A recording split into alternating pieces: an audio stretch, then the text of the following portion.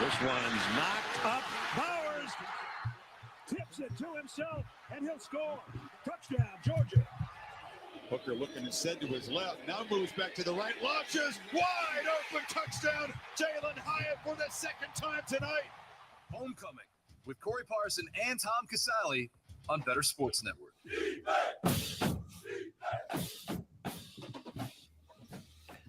All right, yo, what's up, everybody? Welcome to Homecoming Week 10 of the college football season right here on the Bettor Sports Network. Corey Parson, Tom Casale, and Joe Dolan hanging out with us today.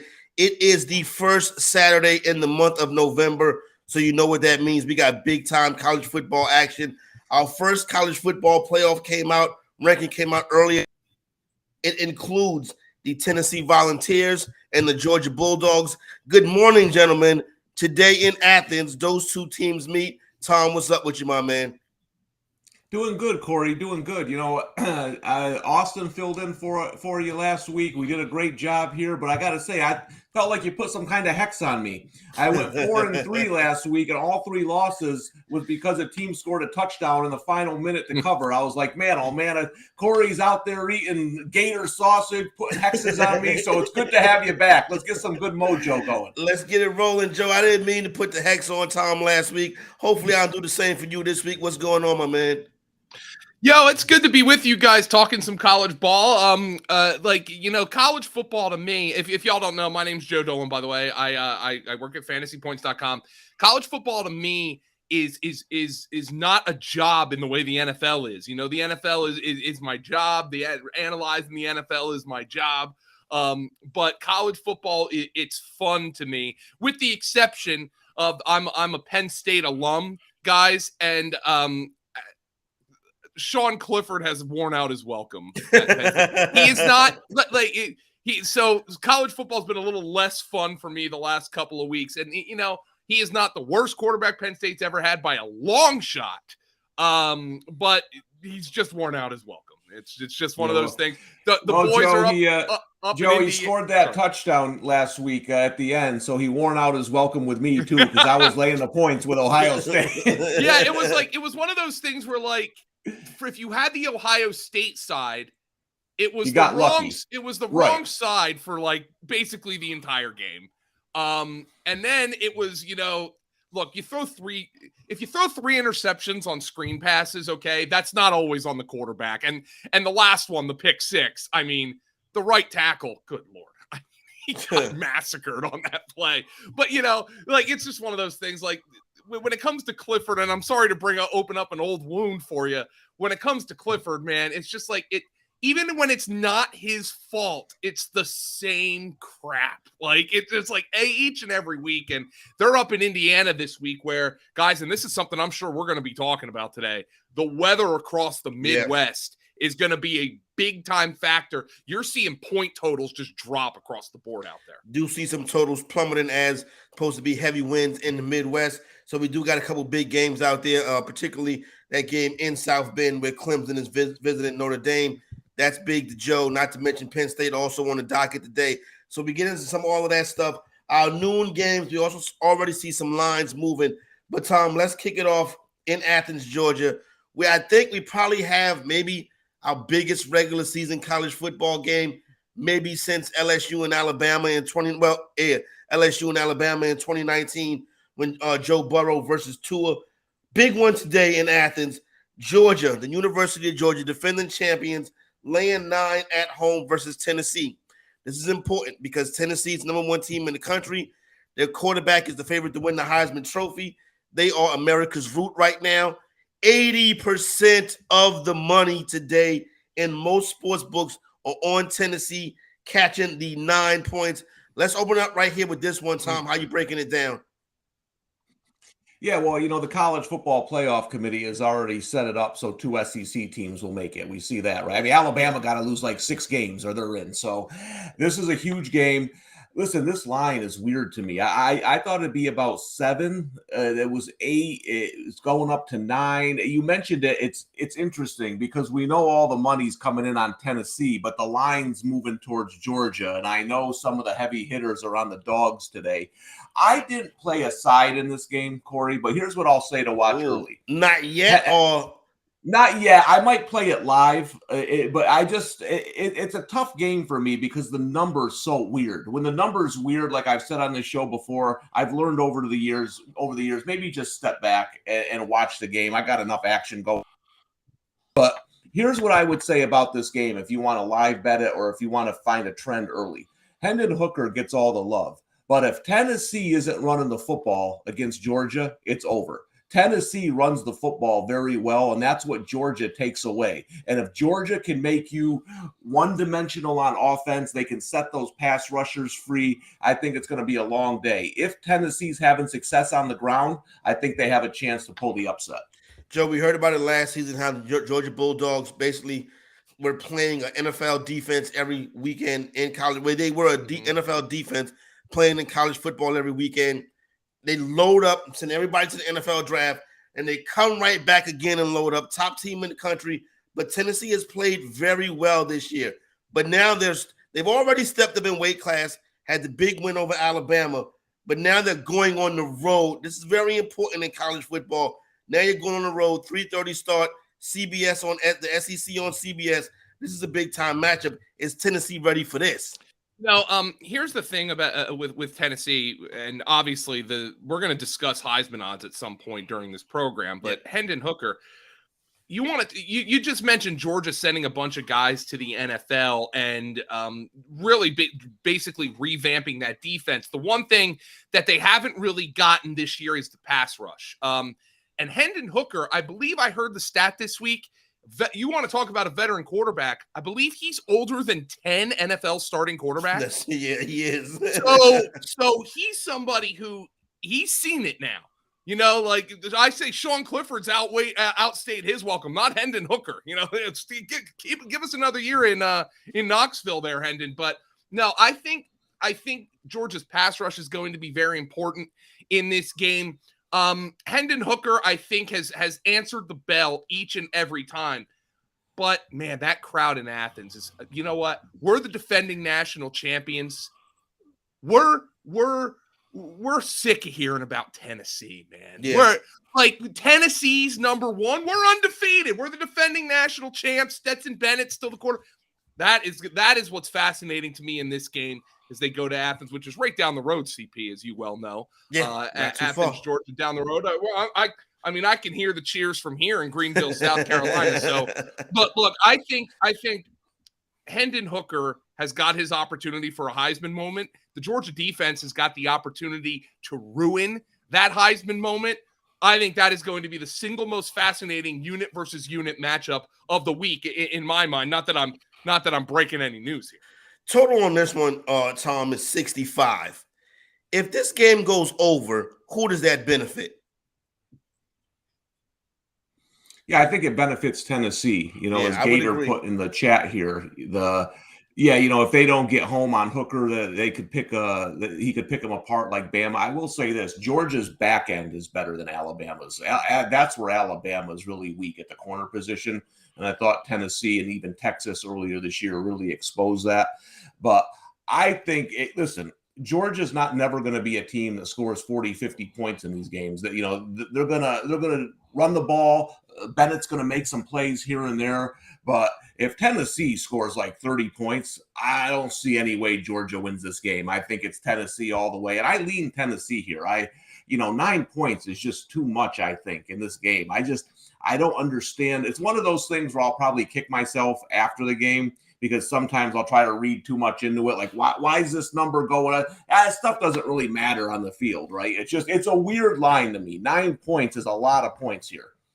So, right, before I'm going to get into it, and I'm going to handicap that and kind of go through how that number has moved this week. But, Joe, let me ask you about the coaches in this situation.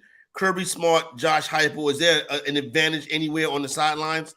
I'd have to say, I'm giving it to Kirby Smart with the experience. But you got to be impressed with what Josh Heupel has done in Tennessee. And I remember a lot of folks. Now, correct me if I'm wrong, guys, but I don't think a lot of folks in Tennessee were particularly hyped. No pun intended. Hyped about Heupel when he came because you had all these Saban guys coming through and they're churning through them and Derek Dooley's going through, and none of them could win at Tennessee, a historically great program. And then you get a guy who really doesn't have many connections at all, and he's coming in there.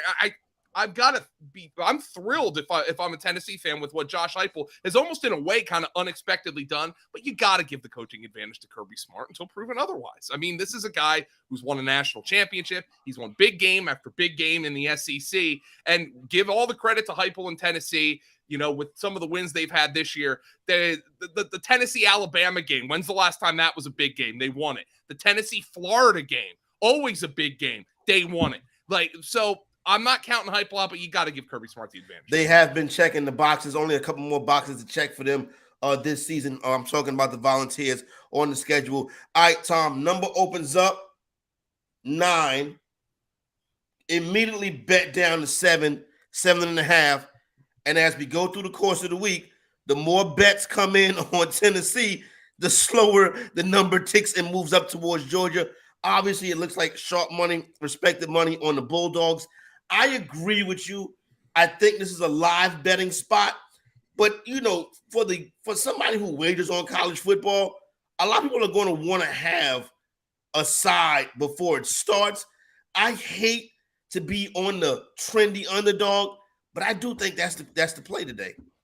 Yeah, I agree. Listen, if you just looked at the teams, right, you took the names off the jerseys, Tennessee's playing better throughout the whole season than Georgia. And they're getting 9 points, right? So I agree that's the side to be on. And the thing is, you know, Corey, we say on the show all the time, like, I don't care about the public stuff, the sharp stuff. It doesn't impact the game, right?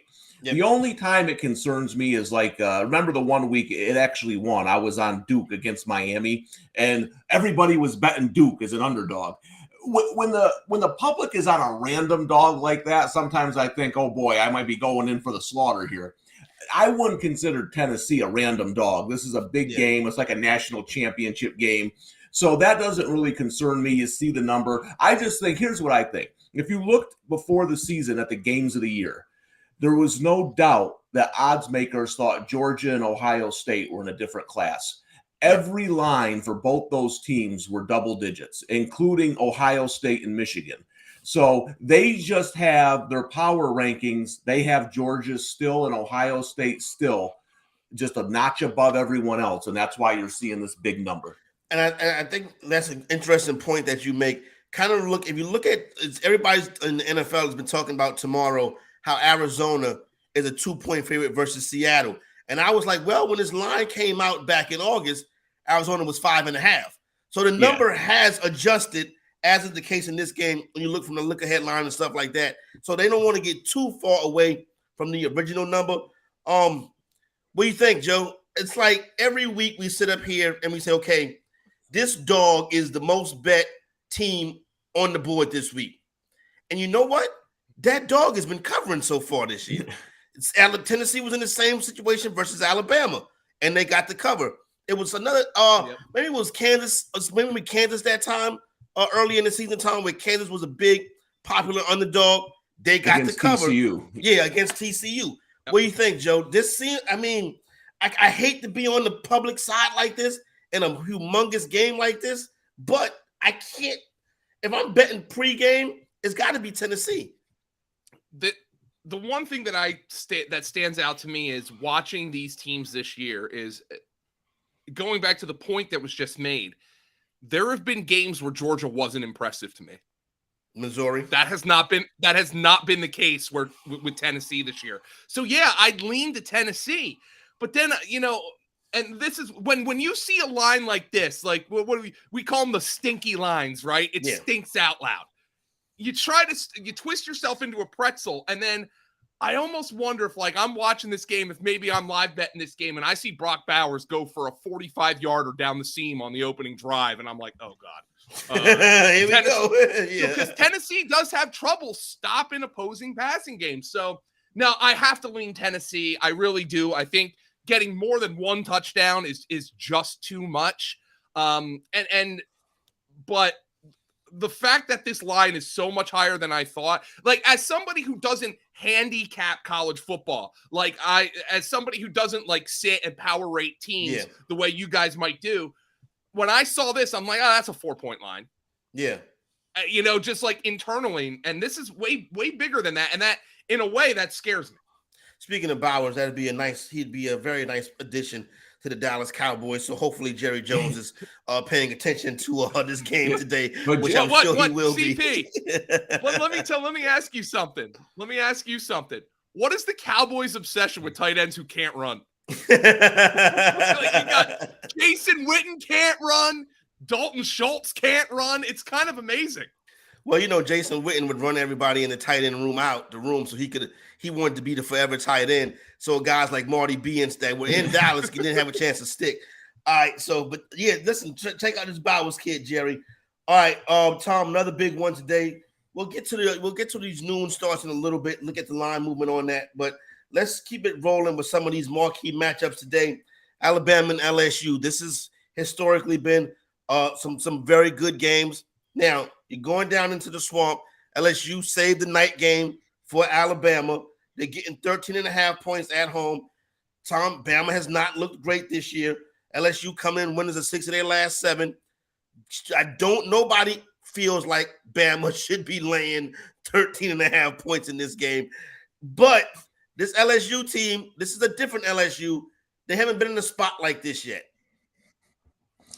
Yeah, listen, I've said it a million times on the show, right? Brian Kelly might be an unlikable human being, but he's a great football coach. And he actually, next year, LSU is a team I'm going to be all over. He's actually got them playing better than I thought they would this season.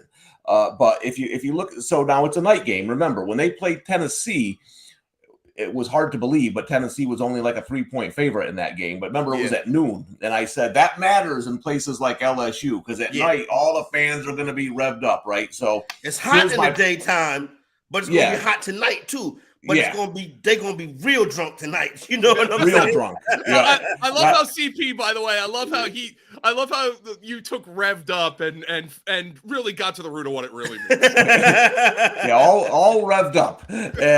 But here's my problem here, Corey. The LSU's weakness is up front, right? They still don't have the players there to compete with some of the better SEC teams, I don't think. I have a hunch that Alabama rolls them tonight. I agree. This is one of those, again, where the spread is probably too high. The number's kind of big, but I see Alabama running the ball at will on this LSU defense. And if LSU isn't perfect on offense, I think they're going to get behind, and that's not where they want to be. A big number, I'll probably wait to bet it live. But if you see Gibbs and those guys for Alabama getting 6-7 yards every time they touch the ball, that game's over because it's only going to get worse in the second half. They don't have a lot of depth on that defensive front, and Alabama will just keep pounding that rock on them all night. Yeah, no doubt. See, here's the deal. You go down to LSU, Joe, and listen, it's not like Bama is second class. They're just not as good, in my opinion, as they were last year. You don't really have a lot of big explosive plays in the passing game, which has been kind of a hallmark of Bama the past couple of years. But they have run the football well. This is going to be a tough environment, I think, for this team. But once again, it's hard to figure out, okay, do I really want to lay 13.5 with this team who hasn't really been covering these big numbers this year?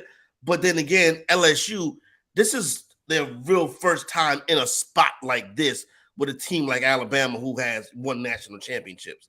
Yeah, and one of the things that I think is really interesting about this game being such a big spread is, looking at Bill Connolly's numbers, LSU is one of the most efficient running teams in the entire nation. So they're coming out and they're able to keep things on schedule with the run game. And if they're able to do that against Alabama, even if they're never really threatening to run away with this game or threatening to even win it, they can cover a 2-touchdown spread. So I'm really interested to see how that LSU run game works, again, against an Alabama defense that has not had the dominance that we've seen in years past on either side of the football. They're very good, but they're not dominant. So LSU, I think, is going to come out and try to play its game. LSU is going to come out and try to run the football. If LSU can run the football, probably going to be hard for Alabama to cover a 2-touchdown spread. What do you think of their quarterback play this year? I didn't see that coming.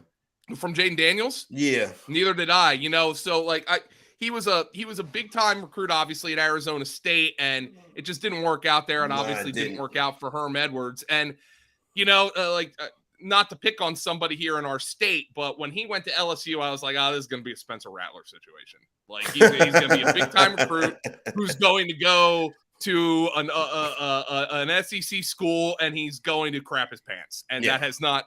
Corey, remember when we launched the BS, the Bettor Sports Network? We were talking about Carson Wentz crapping his pants all the time. I don't know what it is about you that gets me to talk about quarterbacks crapping their pants all the time. But that has not been the case with Jaden Daniels this year. No, it has not been the case with Daniels. I think I've been very impressed with him. Yeah, Tom, he has been. We're getting ready to talk about another quarterback who's been kind of a difference maker, but Brian Kelly's done a good job with Daniels. Yeah, no, I didn't really like him at Arizona State. He's playing well. They're going to need him tonight because, again, that's where the weakness is for Alabama. They're going to stack that box. They're going to try to take the run, and they're going to dare him to beat him with that one-on-one coverage. And that's where you can beat Alabama. Yep. That's where Tennessee had a lot of success. Again, Texas, if Ewers doesn't get hurt, probably wins that game. So Alabama, you're right. The number doesn't really dictate how they've been playing. This is a team that could have three. They're an injury and a 2-point conversion away from having 3 losses right now. Yeah, against A&M, against Texas, against Tennessee. So this is not your normal Alabama team. I just worry about. Listen, all the heavy hitters are on LSU, and I get it. I just worry about LSU holding up front. And I will say this: I just saw this coming on Twitter. I believe Mattress Mac has $4 million on Tennessee. $4 million. So congratulations, Georgia fans. We'll see you in the playoffs. I don't think that guy's ever won a bet in my lifetime. Mattress Mac is going on. Hey, look, I'm a Phillies fan, so so I know Mattress Mac is not your guy. It's not over yet, guys. It's not over yet. There you go. Yeah, there's gonna be a game 7. There'll be a game 7. Don't cash that ticket yet, Mattress Mac. I don't know if my heart can take a game 7, but yeah, those are tough, especially in Major League Baseball. All right, so here's the deal. Everything inside of me says LSU. We've already talked about how Alabama has played in these spots this season. They've not been good against the spread. But every time I've bet on LSU this year, Tom, I've lost. And that's why I'm like, maybe this is a live betting situation for me. You know what I'm saying? Yeah, because, and remember, Tennessee matched them. I mean, that game was over before it started. I had Tennessee that day, and it was way easier than I thought. It was a 21-0 before I could even check the score. So just keep that in mind, that the one really, really good – I mean, they beat Florida. They beat Ole Miss. Those are okay teams. But when they had the chance to go up against an elite team, they got throttled at home.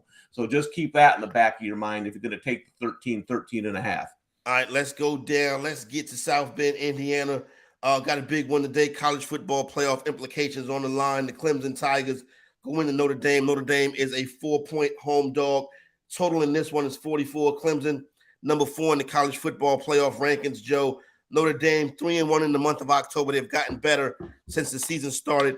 We spent a lot of time this year, me and Tom have, Joe, talking about if Clemson's going to get back to where they want to go to, it's going to be on the arm of DJU. And you know what?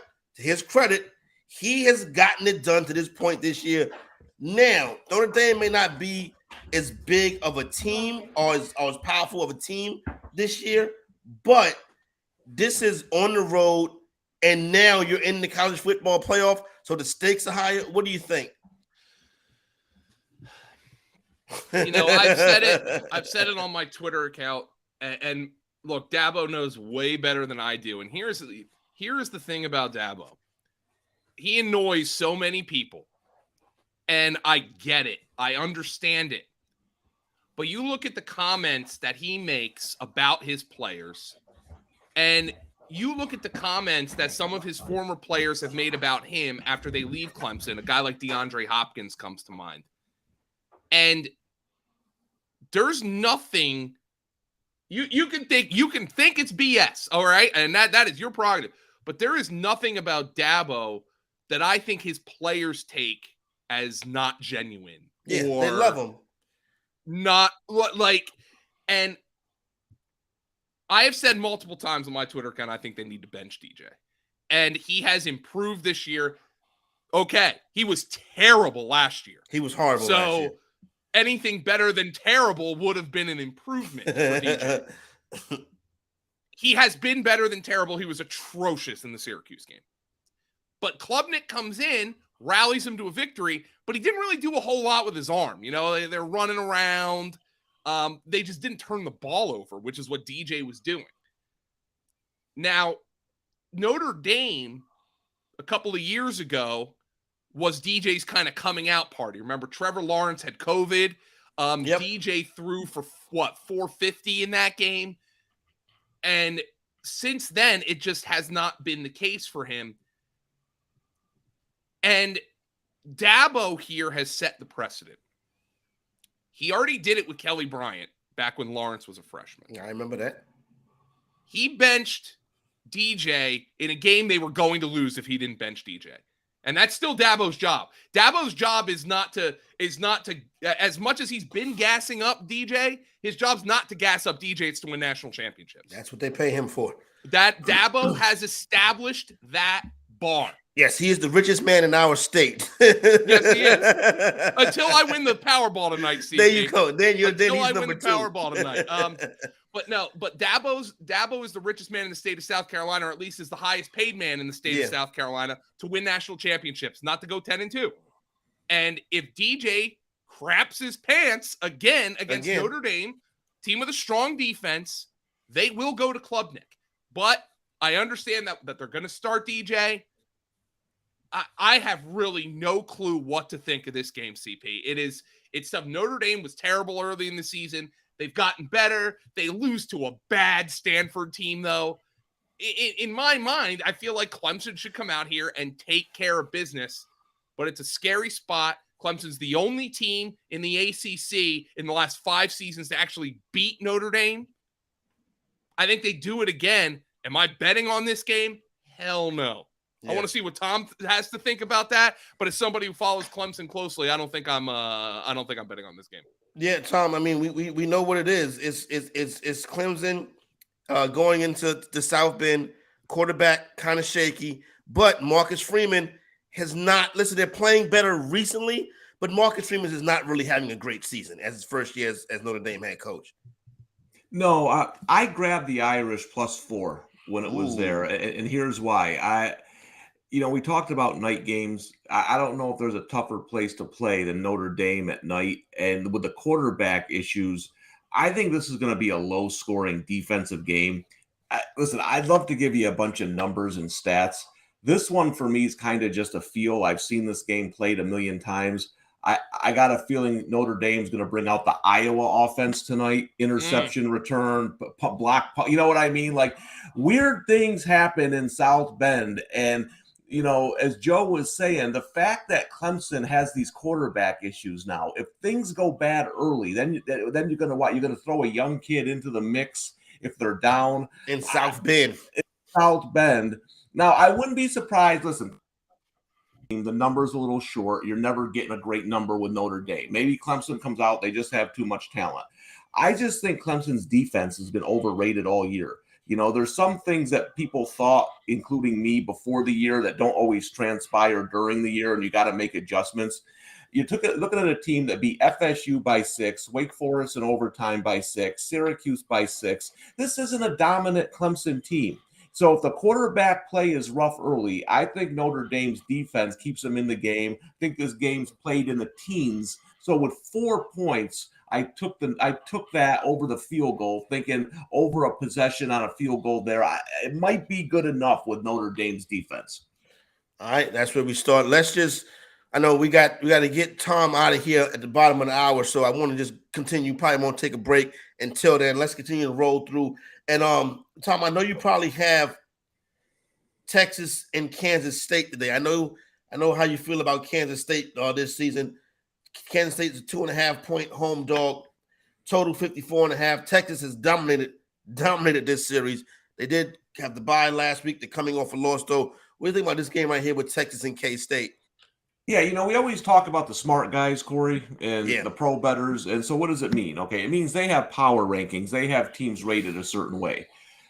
I know they're all on Texas today. Okay, so you look at Kansas State. I have them to win the Big 12. Yep. They dominated Oklahoma State last week. Oklahoma State is a corpse. Everybody's injured. They're down like 10 guys, and we saw it finally catch up to them last week.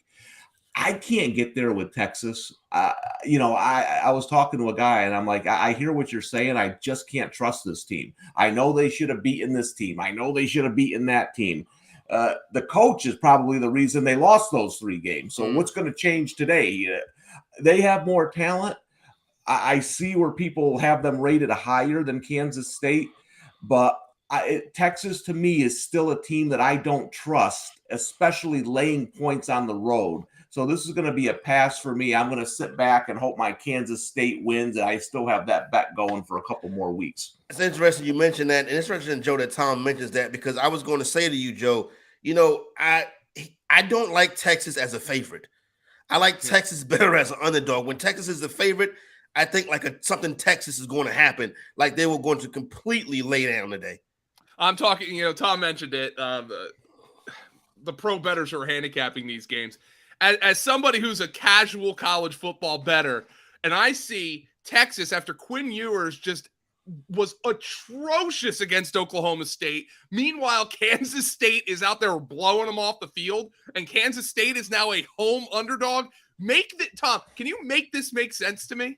Yeah, and again, it's all about the power ratings, right? Like I've talked to a couple of pro bettors who said, we still feel like Texas is teams in the country. So their numbers say that they should be a 4 or 5 point favorite in this game. So they're laying that number, a small number. I mean, listen, again, that's how pro bettors don't look at teams, right? They're always looking at the numbers, and they just feel that Texas has a player or two here, and they're still in the national championship hunt. I get it. I understand it. But to the point that you just made, if you watch Quinn Ewers against Oklahoma State, man, something seemed off. He was just like, it looked like me in the backyard with my kids. He was just tossing up, goal routes. It doesn't matter. He was just going back and fired the ball up there, and people were covered. It didn't look right. So that's why people are on Texas today. I still think, listen, this Kansas State team, a quarterback, but the kid who took over for Adrian Martinez actually played better. Yeah. So Kansas State has been very, very, very good at home over the last decade. I would lean that way today. Yep, I think Kansas State is an official play for me today, taking on Texas at home. All right, let's go Oklahoma State, who you just referenced to, Tom, as a corpse.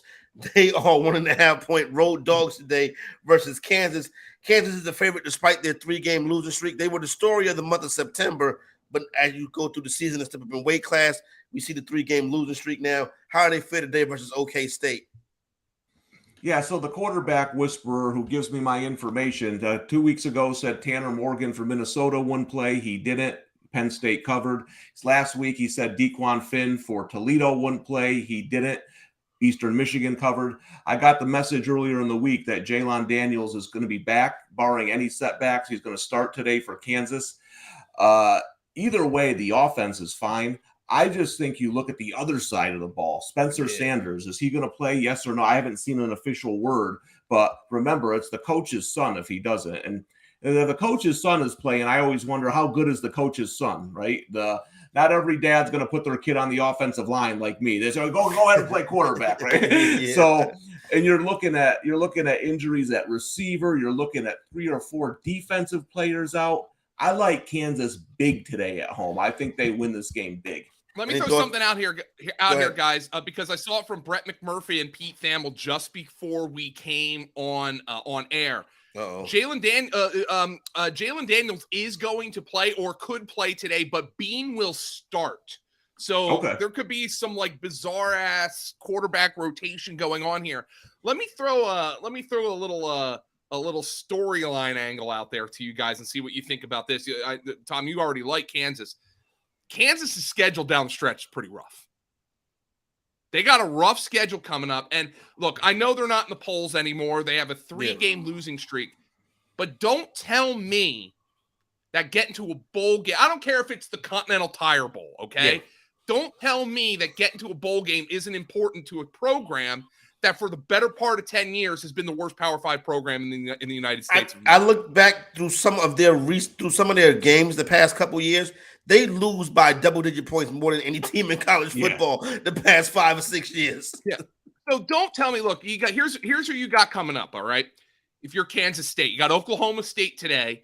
You got Texas Tech next week. Then you got Texas. Then you're on the road at Kansas State, a Kansas State team that might be playing for the Big 12 title. That is a brutal run of games for Kansas. A banged-up Oklahoma State team. You don't know if you're going to have Spencer Sanders.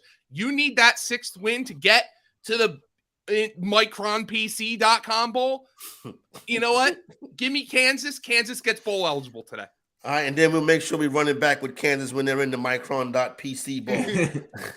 All right, let's get a couple of these things before we get to these noon games. Wake Forest, North Carolina State, big ACC game.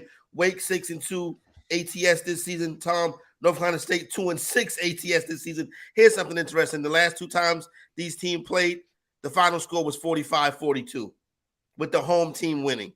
So that could be the case today again, 45-42. And if that is the case, North Carolina State is due to win.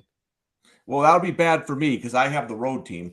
I have my top play today is Wake Forest. I grabbed it at 2.5, and here's why. I had Louisville last week plus the 4. That's one of those games you got to throw right out because it made no sense. Wake Forest committed 6 turnovers in the third quarter. 2 of them went back for scores. So I kept seeing the score pop up, and every time it came up, Louisville took the lead, and Wake Forest came back right before half, and I'm like, damn, this game's over because, we lost all the early momentum. Wake Forest is back in this game, and that third quarter happened. It's one of the weirdest things I've seen. I take games like that, and I toss them out because that's not the Wake Forest offense. I think they got a nice bounce-back spot here today because NC State, without starter Devin Leary, has averaged 16.6 points per game. It's hard to beat Wake Forest scoring 16.6 points per game. I think this game will be competitive. I think NC State will be in it for a while, but laying such a short number, I think Wake Forest gets it done at anything 3 or less. Wake a short road favorite. There's so many bad offensive football teams in the ACC right now. Some of the quarterback play around the league. And I mean, you can even argue that with some of the top teams in the league. Not that, look, NC State would take DJU right now based on where they're at offensively. But even the top teams in the league, you're looking at Clemson and Notre Dame. Not that Notre Dame's an ACC team, but you guys get you get my drift. The quarterback play around that league has been very bad. I don't know how I can stand in front of Wake Forest and that offense with this NC State team right now. I just don't think I can do it. There once upon a time when we would have opened up this show talking about Miami and Florida State. Those days are no longer here. My next door neighbor here, CP and Tom, is he's a Miami native, okay? Yeah. He's a season ticket holder. Good luck. And a couple, I even forget what crappy team they lost to a couple weeks ago. Middle Tennessee. Monday morning, I'm outside. I have my window open here. It was a beautiful morning. And I'm writing up like little fantasy football blurbs at 9:30 in the morning. And I am hearing 4-letter this, 4-letter that. His name's Fabian. Fabian, why don't you just take it up the tailpipe for the $5,000 you paid us this year? And he's screaming, and he's just yelling at his wife because he flies down to Miami every week. He's like the only person at those games. That is like just being so close to that. I've got to consider that as sad a team as there is in the country right now, man. It's brutal for the Hurricanes. Joe, Tom, a lot of sports betting is looking at not seeing something with your eyes and then trying your best not to believe it. But there's people actually betting Miami today. And I'm like, my eyes are telling me not to bet Miami. But then again, the team on the other side is Florida State. Yeah, it's hard to believe that you know, I just actually watched the U with my son. Obviously it talks about the great Miami Florida State games. It's hard to believe. It's shocking that Florida State lost 4 of those games with a missed kick. I mean, it really is, isn't it? The way that, but man, those games can't really were be that unlucky. Yeah. I was about to say, you mean the documentary, The U. I thought you meant you were watching the University of Miami 2022 football team with your son, and I was like, what did your son do wrong? Like, We're not watching Miami, Virginia. We got more important things to do in this house. We have the Pac-12 network. Yeah. We got but you know, this game, this was it, right? When I was growing up, and it's so sad to see where it is. But you know, Joe's right. Like, Miami beat an awful Virginia team last week who found another way to lose a game. But they're just still not playing well. They play with nothing. You know what I mean? Like, you see nothing with the players. There's no emotion. There's no want to. There's no desire. They're just there. I think Florida State wins this game. I think they cover. I can't back Miami, even though Virginia's in a whole nother level of terrible. So they had to go to overtime to beat them. That doesn't really impress me. I think Florida State gets it done today. Yeah, the tough one right here. By the way, that's an underdog series. Like, I think the underdogs have covered something like 17 of the last 20 in that series, and Miami's the underdog. But again, but again, this is a different Miami than we're used to. I would be like your boy Fabian. Come tomorrow morning because it's the easiest way. Is like try to avoid putting your money on Miami, even if they win. You're probably smart to not do that. Got about 15 minutes, Tom. Let's get up here and run through some of these noontime starts.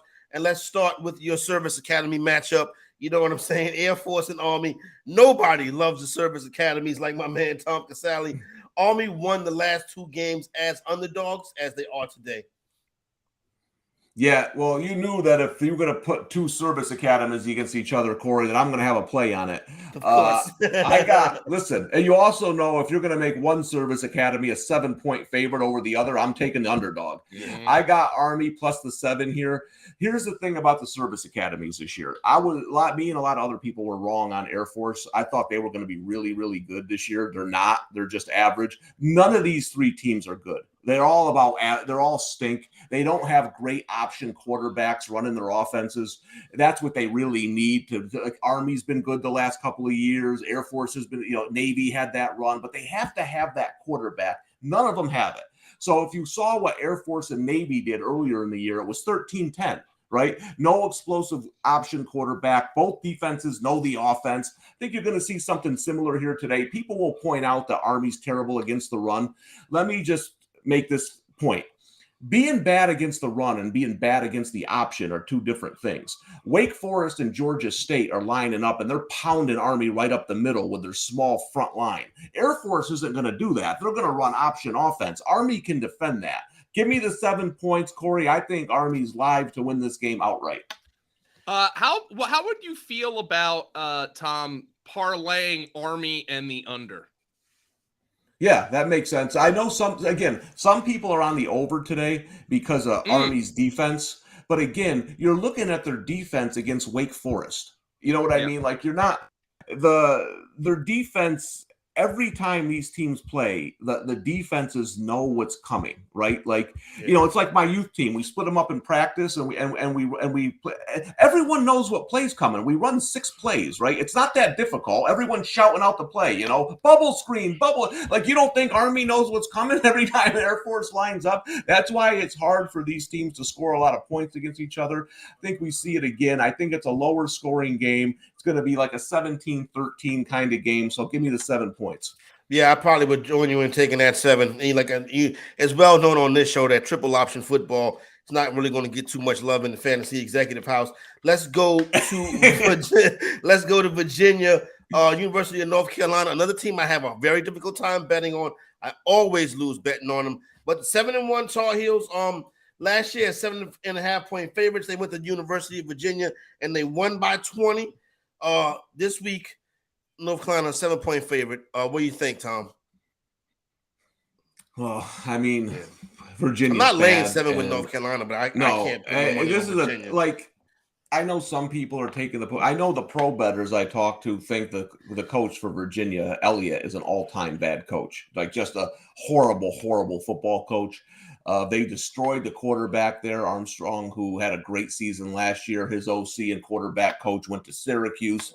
It's just been a disaster of a season. This is one you might want to watch live, because Virginia's had a tough year. North Carolina's playing better defensively. They still don't have a great defense. But if North Carolina scores easy early, this could get ugly. So maybe watch this. But I'm with you. When your defense is as bad as North Carolina, it's hard to lay 7 on the road. But I got a feeling that North Carolina goes in and rolls them today. This will be my first Tar Heel win if I decide to go that way, Joe. Forever. As somebody who obviously has an NFL focus in my analysis, what do you guys think of Drake May? I think he's the best quarterback in the country. I think, I know people are talking about him, but it just feels like if they don't lose that game early in the season, is he getting like Heisman hype at this point? Like, I know, you got Hooker in the SEC who's doing that, but I mean, this guy looks like somebody who, in my mind, 2 years down the road is going to be the top pick in the NFL draft. No question, Joe. Yep. That's why, I like Stroud. I like those guys, but this kid to me is going to be the undisputed number 1 pick in the draft when he comes out. He's got it all. And you make an interesting point about if they hadn't lost that game, because I know UNC is a little upset that nobody cares that they only have 1 loss on the season. Yeah. They're in line. If they win the rest of their games, go to the ACC championship game to finish with 1 loss, no one cares because they didn't look good early on. But you're right. If they're unbeaten right now, it's a different story. I think it's a different story. And I think I know right now people won't consider him the best, but in my eyes, if you look at all, when he heads into the draft, he will be higher rated than anyone playing this season, and there won't be any question. He'll be the number 1 pick in the draft. All right, there you go. I were in Purdue, Joe. Purdue laying 3.5 points at home. Big Ten home favorites this season, 18-3 on the money line. Total is 39. This is one of those weather games. Yeah, and I mean, could Iowa be any happier about a Purdue team that doesn't want to run the football having to play in a weather game against an Iowa team that doesn't want to play offense? Like, I mean, you want to talk about an opportunity for this game to be ugly the F up. Iowa and Purdue. I mean, you have to say the weather is a huge disadvantage for Purdue in this game. Yeah, I would agree with you on that. This is a tough one right here too, to handicap with these two teams. I just can see a nasty low scoring game, Tom. Yeah, geez, Corey, I only got an hour here, and you hit me with Iowa, Purdue. We couldn't find anything better than that. Come on. This game's at 39.5? Oh, man. Yeah, this has ugly written all over it. Corey, I have Purdue to win the Big Ten West. It's still alive. They'd have to win this game today. But, man, with all the games on the board, you couldn't pay me to bet this. I would lean the underdog only because I agree with you guys with the weather. Now you're looking, I do think it's a disadvantage for Purdue. I think you're going to get an ugly, this could be one of those classic Iowa, no one scores a touchdown games, right? 9-6. So a slight lean to the dog, but with all these games, do yourself a favor and not worry about this game today. If you can put a couple dollars, if your book allows you, if you have game props, where you can put a couple dollars on no touchdown scored, I think that would be an interesting wager on this game right here. Maybe be able to get some good plus money on that one to make your day go a little bit better. Well, then, Tom, can I interest you in Maryland and Wisconsin noontime tip-off? The Terps 3-11 ATS the last 2 years in conference play. They go to Camp Randall today. Yeah, this one's a little bit more interesting, Corey, because we've been kind of talking about this Maryland team this year. Where, we have, where they're a little bit better than people think, especially defensively, and we were kind of waiting for them to catch points, right? They played well and they were catching points against Michigan, covered that game. Now they're getting 5. Wisconsin's playing better since the coaching change, but again, I don't know if I want to lay points in the Big Ten right now with some of these teams. I think Maryland's defense keeps the game close. I like them getting the 5 points. Maryland's a play for me, Joe. Yeah, I totally agree. Wisconsin scary, but it's a play. Terribly impressed me. Maryland's one of those teams that, quite frankly, even as a Big Ten fan, I haven't paid too much attention to. And you look nobody at the numbers does, and you're like, man, all right, they're playing a little bit better. Mike Loxley's got the boys playing okay. No, I'm not laying 5 with Wisconsin right now. I just can't do that. The Big Ten's got like two good teams, and then like Penn State, and then some slop, right? Like I mean, but Maryland's kind of getting into that second tier. Now, give me Maryland in this one. Yeah, take the Terps in this one right here. Kentucky and Missouri. Kentucky, Tom, 1-3 in the month of October. But Missouri is looking for their 3rd straight win. They're a 1-point home favorite. Yeah, this is one of those things where it's hard for people to do, even me, but where you can't bet teams if the number's not there. I still make the mistake after 30 plus years of betting. I like Missouri today, but I don't think the number's there. Like you're getting the values actually on Kentucky. I know they've lost 3 straight. Missouri's playing better, but I was hoping Missouri would be getting like 3-4 points at home. They actually opened up as a 2-point favorite. What is it now, Corey? I know some of the went a little bit to Kentucky. Do they make Kentucky Kentucky's a favorite? getting 1, I'm seeing. Getting right 1 now. Okay, Yeah, so I don't like Missouri. Yeah, I don't like Missouri as a 1-point favorite here. I think it's going to be a close game. Missouri's defense has played very well, but I don't think you're getting any value. If this game was played 3 weeks ago, Kentucky would be a 7 or 8 point favorite. Yep. So for me, that's just a no play now. Yeah, how much of this with Kentucky? And I know Will Levis had the horrific game last week, just horrific. As somebody, again, not to bring up the background, but Will Levis was Sean Clifford's backup at Penn State. And it almost feels like a lot of folks have been kind of waiting for Will Levis to come down from the hype, and it kind of crash landed last week. He's missed time, then he has the bad game. It almost feels like people almost, I don't know, bettors probably don't think this way, but when I'm following college football media, it's like people were almost like, oh, everybody in the NFL is looking for the next Josh Allen, and they thought it was Will Levis, and then Will Levis was awful in this game. Is there a little bit too much movement against Kentucky? What I'm asking. Hey, this is what I was going to ask you this, like knowing how you watch college football and your background and stuff like that. It's like you watch the games and the commentators say Levis is going to be the first pick in the draft, and then you go on Twitter and they're like, Will Levis, you know what I'm saying? Yeah, so which one is correct?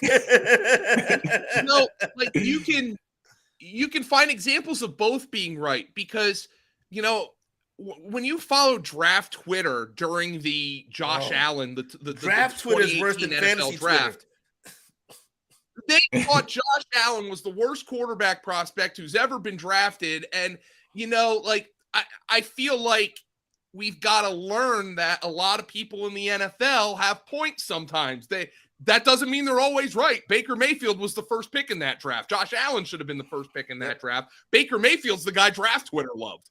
But no, it just feels like I think there's too much movement against Kentucky, and I wonder how much the Levis skepticism has to do with that.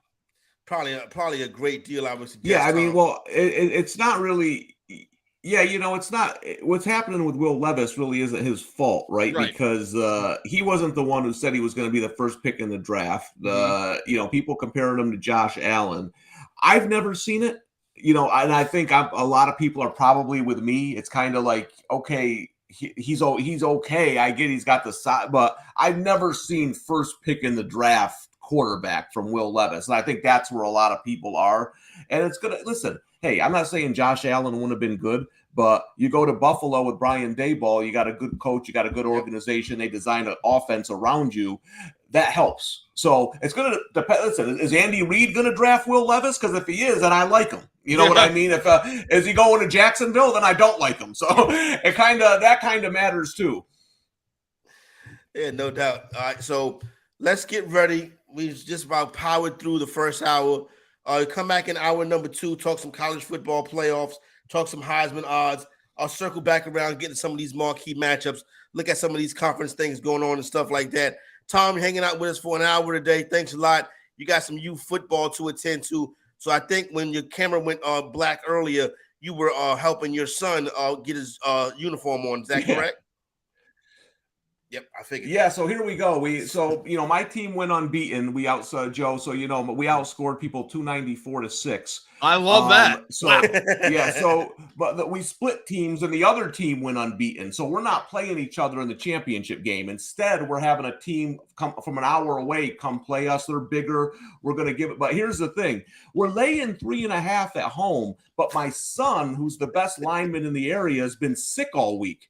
He's dropped 8 pounds. So he's going to do a Willis Reed. He's going to show up and play, but the sharp money's coming in on the dog. They're taking the 3.5. What position does he? We got a lot going on. He's a center and a pulling guard. So we're going to match him up. Yeah. We're going to match him up wherever their best guy is today because they're a little bit bigger than us. So we'll see how it goes. But, yeah, he's about 50%. So we're hoping that our skill position players are enough to cover the number today. Tom, can you give us your best bets today? Tom, can you give it before you get out of here? Can you give us your best bets on the day? And my boy Jalen can throw those on Twitter before you get out of here. Yeah, I like Wake Forest. I like Kansas. I like Army. I like Notre Dame. And there was one other one in there. Who else did I say I liked? Here, let me check it real quick here. I got it right here. Army. Oh, no.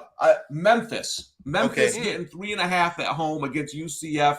I know we don't do trends a lot here, but Memphis is a lot better at home. The home team has actually covered 11 straight. Maybe no starting quarterback for UCF today. So if you can get Memphis over a field goal at home, then I would take them. But, yeah, Kansas, Wake Forest, those are two of my favorite plays today. All right, so there you go right there. So that'll be on twitter.com over on the Bettor Sports Network at Bettor Sports on Twitter. Jalen, to get those up there. Tom, good luck to you and your kids today, and may you have a great success and everybody be safe and healthy. Thank you, guys. Enjoy your day and have a great day betting, a great weekend. Corey, I'll see you tomorrow for our 4-hour shift. No doubt about it. When we come back on the other side, we get back into the rest of Week 10 in college football. It's homecoming right here on the Bettor Zone. Your BSN timeout, and today we're talking about one of my favorite subjects, that is the futures market for the upcoming college basketball season. With me, as always, the captain of our ship at Green Screens Media, Mr. Mike Holland. Mike, why don't you kick us off with some favorites that you think are still good bets to place? Yeah, let's go national runner-up North Carolina, plus 140 to win the ACC, plus 900 to win the national championship. Core 4 players are back: Baycott, Love, Davis, and Black. Coach Hubert Davis entering year 2 with confidence. The loss of Brady Manick is tough, but Northwestern transfer Pete Nance will help soften that blow. Let's slide over to the Pac-12. Some West Coast action, plus 190 to win the Pac-12, plus 1,600 for UCLA to win the national championship. Coach McCrone has done a fantastic job building up this powerhouse program. At 2 stars, Tiger Campbell and Jaime Jaquez coming back, as well as 2 5-star freshmen, Amari Bailey and Adam Bona. This team is loaded and ready to make a run. Love the Bruins this year. I'm going to go for the repeat.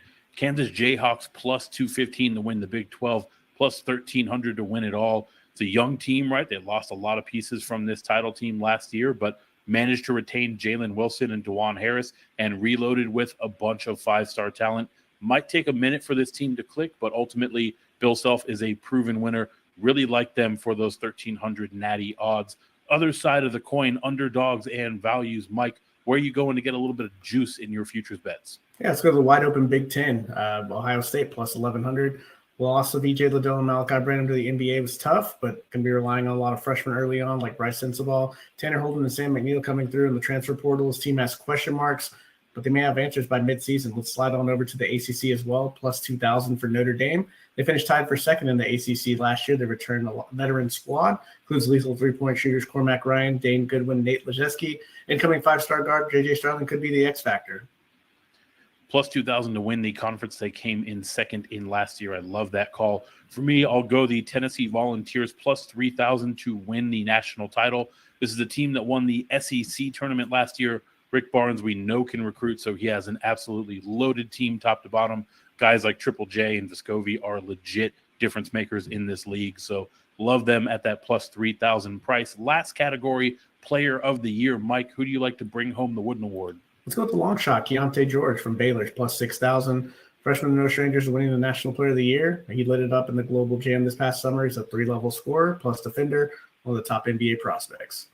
I'll go chalk here. Armando Bacot plus 900. We talk about the Tar Heels as a favorite to win it all. Bacot has a lot to do with it. Last year, 16 and 13, almost 2 blocks per game, and can legitimately take a step forward on this loaded Tar Heels team. That will do it for your BSN timeout. Make sure you stay locked to the Bettor Sports Network and check out Green Screens Media on Twitter, TikTok, and YouTube so you don't miss a minute of our college basketball coverage.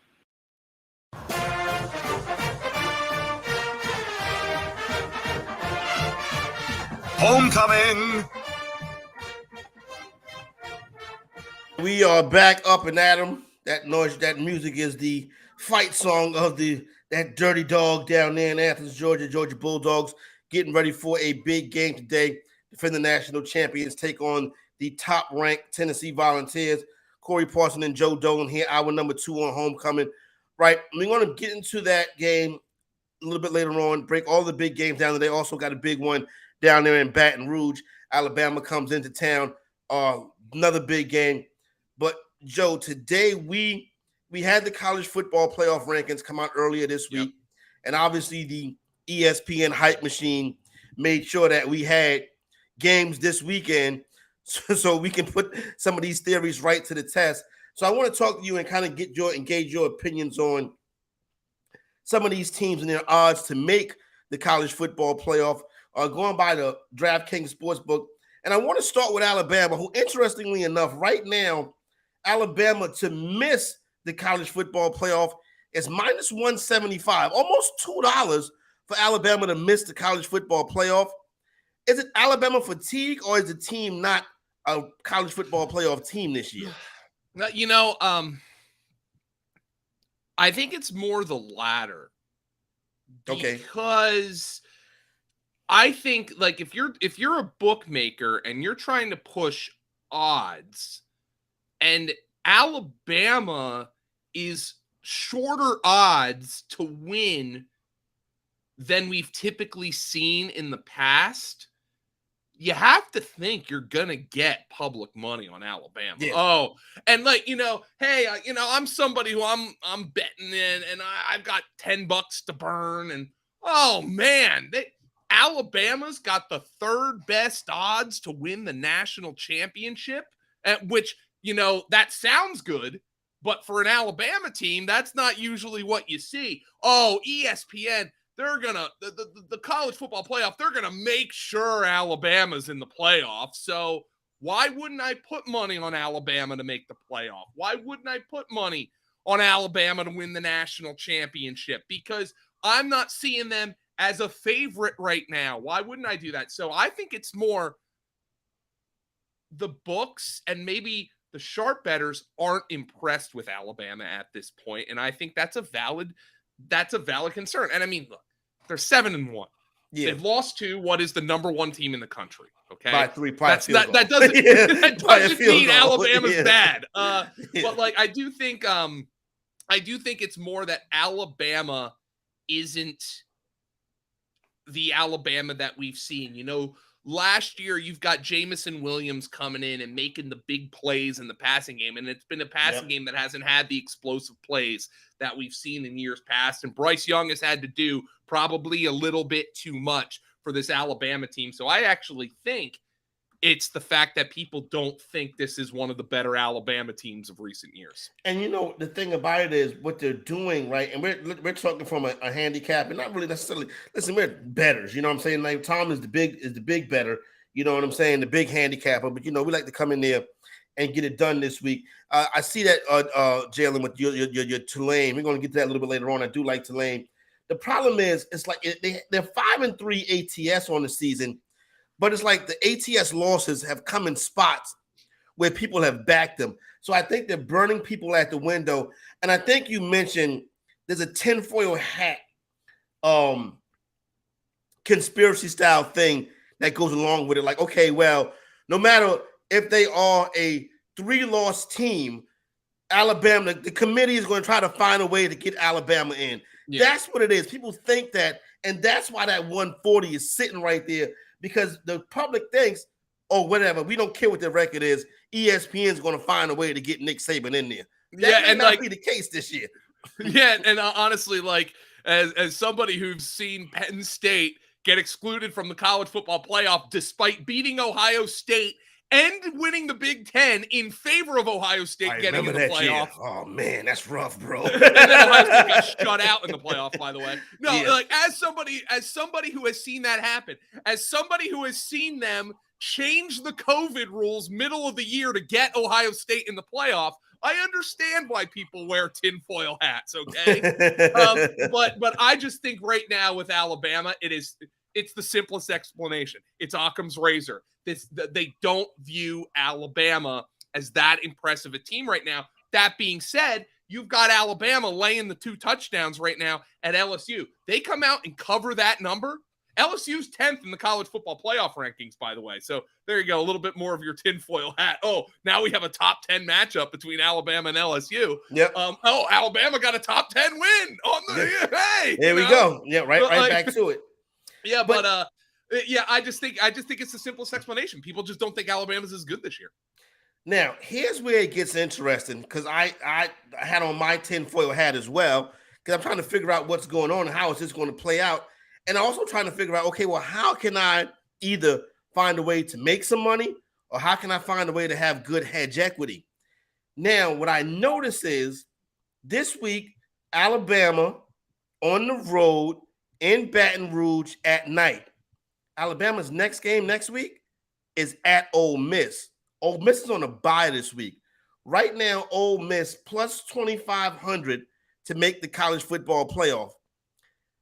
I think Ole Miss could have a good shot at upsetting Alabama next week and possibly playing Tennessee or Georgia in the SEC championship game. And then you pull that up. I don't care who does it, unless somehow a 3-loss SEC team sneaks into the SEC championship game. I don't know how you can slice it any way that the SEC champion is going to be in the playoff. They're going to be in the playoff. That is going to happen. So that's an interesting thing there. You got CP because because this is a tough spot, because you got back-to-back road games and your opponent next week has a bye this week. So now listen, is Ole Miss, Lane Kiffin, are they wanting to premiere? They're not, but they have an advantage next week. Could be good hedge equity. So that's something I would look into right now. Ole Miss plus 2,500 to make the college football playoff. And their only loss obviously was at LSU. Yeah. And the committee can always say, you go to LSU, anything can happen. And then Alabama went to LSU and beat them, and then Ole Miss beat Alabama. No, I think, like, again, when you're making a 25-1 bet the way you're talking about there, you gotta twist yourself into a pretzel. You do to talk yourself into what can happen, because it's 25-1. Okay, for a reason.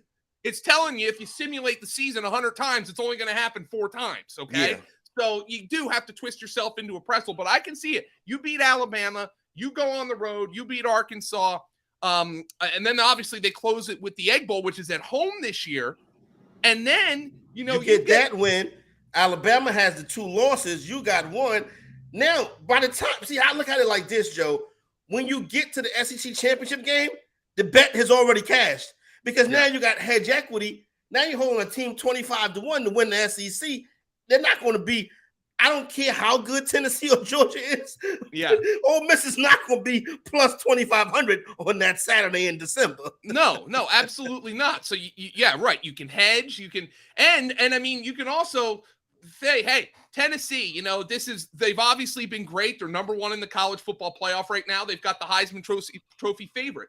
But we just got done talking here about how even Georgia, the defending national champion, hasn't looked as impressive at times as they were last year when often they looked unbeatable. Yeah. So, it's not like you can't tell me right now that Ole Miss couldn't beat Tennessee or Georgia. Would I favor them?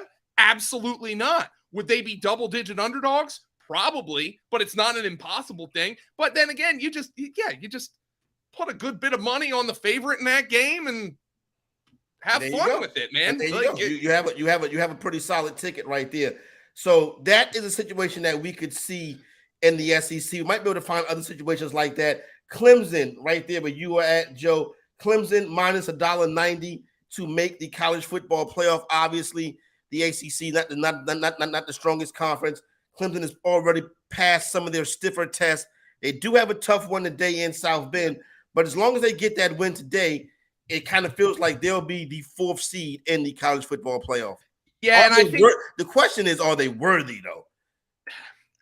Yeah.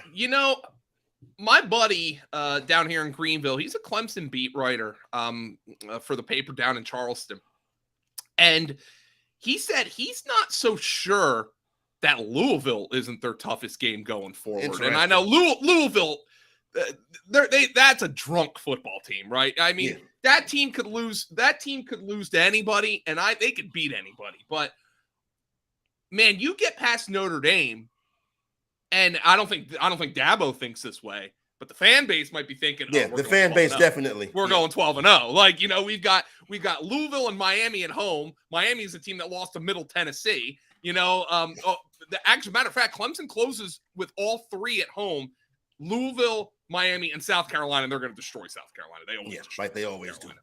And then obviously you go, and then you play in the ACC championship. But they could be playing Miami in that game. Yeah, I don't know if I'd be laying the juice for Clemson to make the playoff, because you're essentially betting that they're going to beat Notre Dame, which, I mean, they're favored.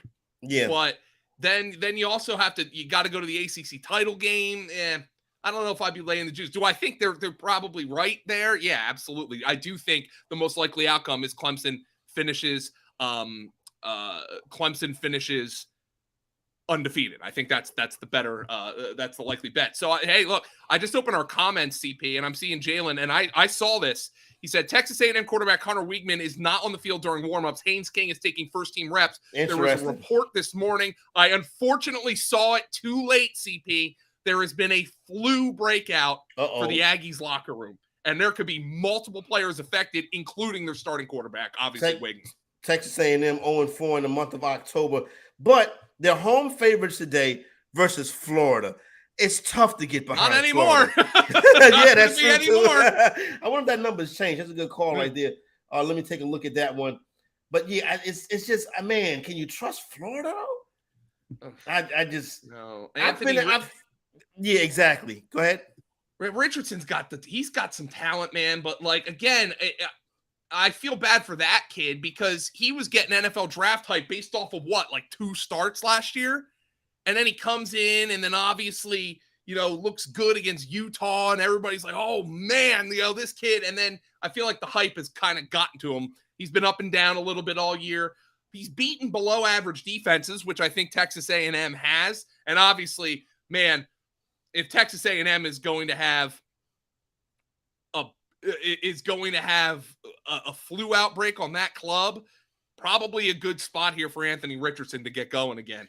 Yo, I thought your man Jimbo was supposed to be his year this year. Oh, Joe, he be on the sideline looking disheveled. I'm like, yo, what's up with this guy? Yo, he be unshaved. I be like, Jimbo, what's going on? You was talking big trash in August, and now you're 0-4 in October. Do you know what I'm saying? CP, you a 1.5-point favorite at home versus Florida? I got to tell you, man.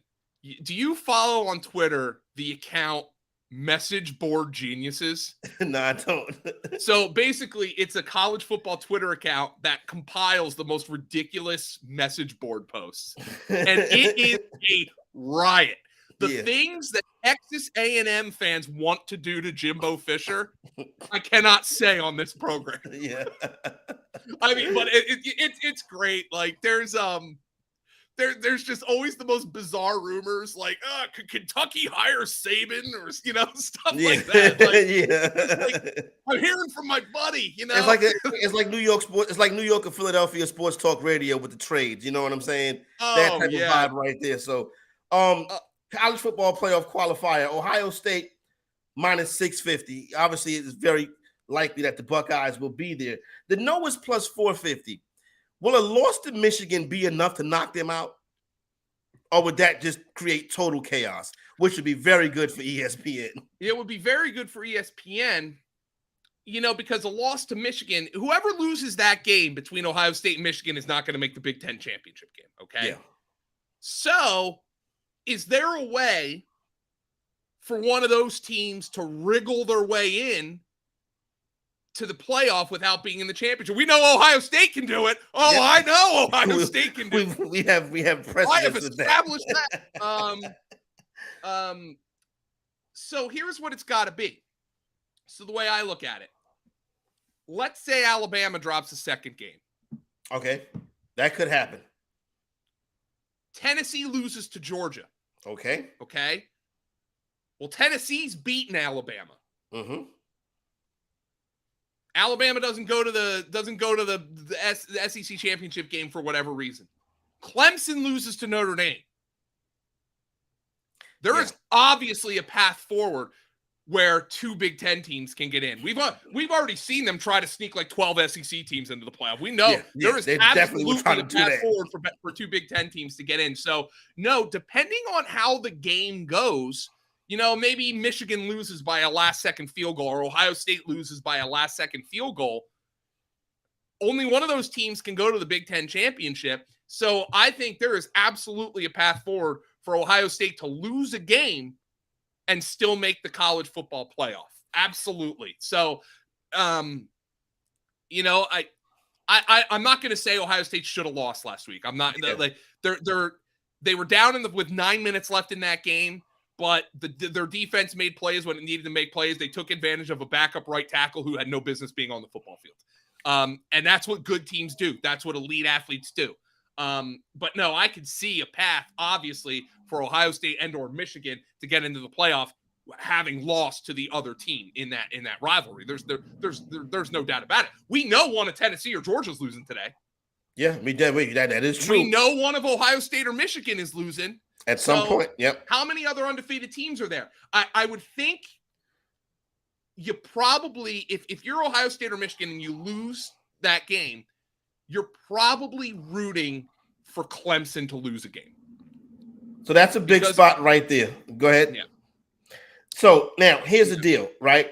I'm right quick. Let me ask you about USC. They'll play later on tonight. They're laying a big number. They're plus 700 to make the college football playoff. It's probably not going to happen this year. Could very well happen next season. With that being said, what's your thoughts on Caleb Williams? Solid. I feel like USC has gotten a little bit, like they got off to the hot start. USC probably got a little bit too much of the USC is back hype. Yeah. But I think Williams has done a good job. I think he's done what USC has wanted. USC is 7-1. I think any USC fan would consider that a successful season right now.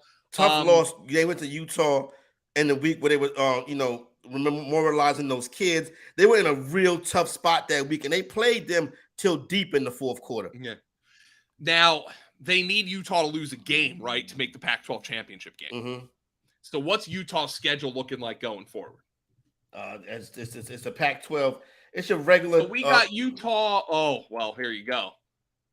Utah is at home against Arizona, at home against Stanford, okay? That's 2 wins. That's 2 wins. Here's the big one if you're USC. You want USC? Utah goes to Eugene on November 19th. That's tough. Then they're at Colorado, okay? CP, you and I and Tom's youth team could go to Boulder and beat Colorado. So I'll be the quarterback. Yeah, that's I mean, Utah at Oregon, that's the game you're circling if you're Southern Cal, because you need Utah to lose that football game. If you're USC, you need Southern Cal. You need Utah to go to Oregon and lose. Here is USC's toughest challenge because they don't play Oregon this year. They still have UCLA, right? At UCLA. That's going to be huge right there. And then don't discount this. They're going to be favored. You play UCLA at home or on the road. Emotional game. And then you're like, oh my God, we beat UCLA. We beat our big rival. We're going to go to the Pac-12 championship game because Utah lost to Oregon.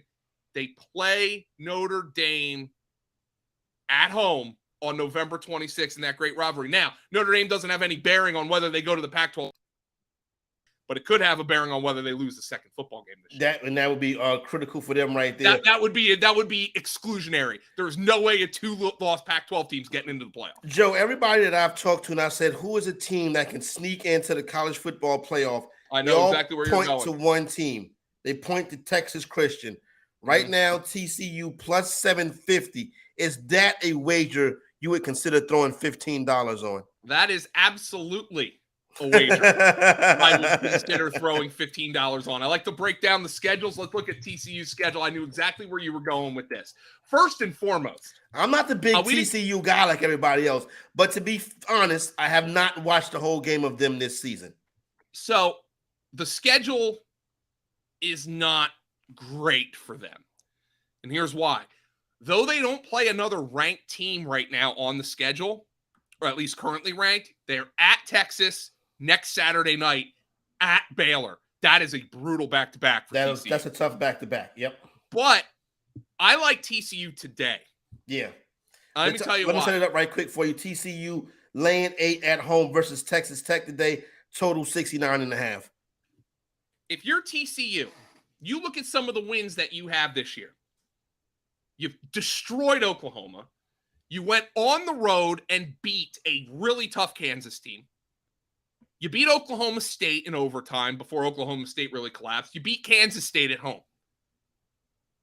You've got a claim that you've got, 2 or 3 wins more impressive than anything Clemson's done. Yeah. Arguably.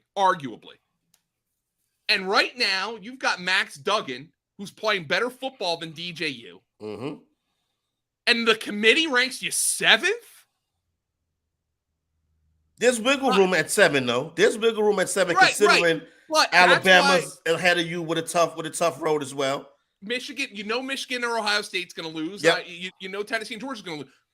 But that's why I like them today against Texas Tech. Yeah. Because, I kind of feel like, look, these are kids, okay? Yeah. I know Sonny Dykes is a vet. He wants to block out all that noise. But my point is, they're ranking us 7th. We're better than Clemson. We got a better resume than Clemson. We're going to smoke Texas Tech this week. And we're going to show them what we're all about. I like TCU laying the points today.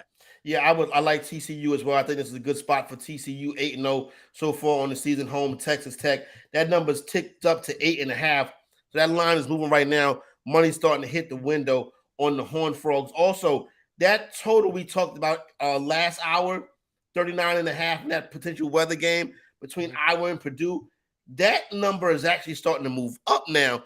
So really? It looks like people are hitting the odds on the over. So we see 2 40s out there. I see a 40 live at PointsBet, and I see a 40 live at BetMGM. So that total starting. Let me look at the weather here. It looks like, it's going to be windy. Yeah. And the weather hasn't changed, and there could be a little rain, but I do wonder. It's now dropped the rain to maybe 25%. So it might only be a little drizzle. Maybe the lack of rain in the forecast might have moved that total up. But man, that wind's going to make things tough. Hell, it might help Iowa's passing game because they can't throw an accurate pass anyway. Maybe the wind blew it right to them. Yeah. But that wind's going to hurt Purdue's passing game. So that's an interesting move there, CP. Look, 40. It's Iowa. Okay, but 40 is a very low number for a Purdue football game. We also seeing some money hit the window on the Golden Hurricanes. Tulsa. Yeah, Tulsa seeing some money. This number has moved down. Noon Eastern time start. Tulane and Tulsa. Tulane 7-1 on the season coming in. This is a big spot for them. This opened up at 7, sat 7 most of the week. Now we're seeing 6.5s painted across the board in this game between Tulane and Tulsa. Man, I like Tulsa as a team to put in like a money line parlay today. I don't know if I want to lay the 7. So, how do you feel about Tulane overall as a team this year? Willie Fritz has finally got them probably where he wants them. You've got that fertile recruiting ground down there in Louisiana. Kind of a fun team to watch this year, Tulane. And I mean, man, they had that brutal loss to Southern Miss early in the season, but this is a team that's put together. I mean, I think they've taken advantage. I mean, they've taken advantage of their spots. Right, yeah. I think the Kansas State win, going on the road and getting that win, kind of said, okay, we can play. We're here. The Southern Miss loss right after that, though, was like, oh man, that was a letdown. But then, see, Houston is Dana Holgerson, so that's like, I don't like that. You know what I'm saying? You're anti-Holgo. Yeah, no, I am. And then it's East Carolina, and I'm like, they can be either way. And then South Florida, they got the big win versus Memphis. So maybe people are looking at it as this could be a letdown spot. They closed Central Florida, SMU, and Cincinnati. So still a lot of good games, tough games ahead for them. But I could see this being a letdown spot going on the road this week at Tulsa. But I think they maybe not cover the spread, but they can still figure out a way to win the game. Our boy Jalen says he really likes Tulane this week. Yeah, I saw that. 3-0 ATS on the road. But you're right. You talk about a spot for Tulane, man. Coming off the emotional win against Memphis. Yep. And then you've got as big a gauntlet as you can have in that conference. UCF, SMU, Cincinnati. They got to run it. Season. Yeah, they've run the gauntlet to end the season. This is your life. This is your life, Tulane. You know what I'm saying? But now you got to go to a Tulsa team that you should beat. Yeah. In all, you know, things considered neutral, this is a Tulsa team you should beat. But the spot, 12 o'clock on the road, it is a pretty nasty spot here for Tulane. This is a better football team than Tulsa. Interesting. We're starting to see some money hit the window for Wisconsin. The Badgers go from 4.5 to 5. We all sung the praises of Maryland this morning, but apparently something's going down at the window that's not adding up without analysis. You know what I'm saying? What's going on with that? I think it's a Big Ten team, you know, at home. The weather in the Midwest is kind of iffy this week. I kind of feel like that might be driving some of that money. Let me take a look at the Madison weather here. 24 miles an hour winds in this one right here. Yeah, so the winds are actually worse in Madison than they are in West Lafayette. Yeah. Based on the forecast. I gotta feel like that's driving the money here. There you go. All right, so when we come back, get ready to take another break. When a little bit, and it's raining right now. Okay, it's raining right now. So there you go. That could affect it as well. So let's take a break. Come back, hit some Heisman. Check up on these lines that are moving. Obviously also have a chance to run the board, get you some picks for the big games today, Alabama, LSU, as well as Tennessee and Georgia. Hour number 2, rock and rolling on homecoming. Corey Parson and Joe Dolan. We will be right back, getting ready to break down today's marquee matchups right here on the Bettor Sports Network.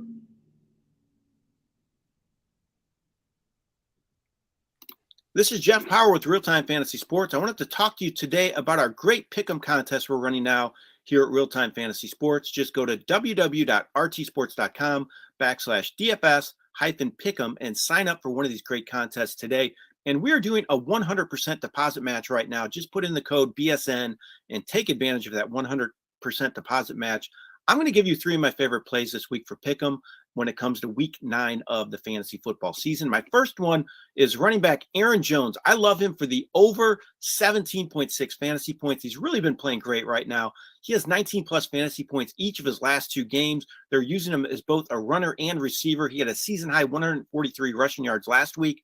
He has 13 catches his last 2 games.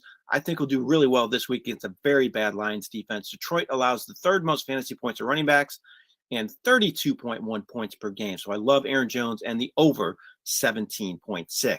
My next favorite play this week is DJ Moore over 68.5 receiving yards. Moore's been really good with the addition of PJ Walker as his starting quarterback. He has played his best football this season. His last 2 games topped the 100-yard mark for the first time all season last week. He has scores 2 straight games, double-digit targets each of those games. He was targeted double-digit times just once all season before his last 2 games. So I think he's going to keep it going this week against a really banged-up Cincinnati secondary that allowed 268 passing yards to a pretty mediocre Browns passing game last week. Love more in this matchup. And my last play for this week is Jared Goff and under 19.1 fantasy points. Now, I like Green Bay to score a lot this week in the matchup against the Lions. I don't like the Lions to score too much, especially after trading TJ Hawkinson. DeAndre Swift is banged up too. I don't know who Goff's going to throw to outside of Amon-Ra St. Brown. I think he's really going to have a struggle in this matchup against Green Bay. They allow the 4th fewest fantasy points to quarterbacks.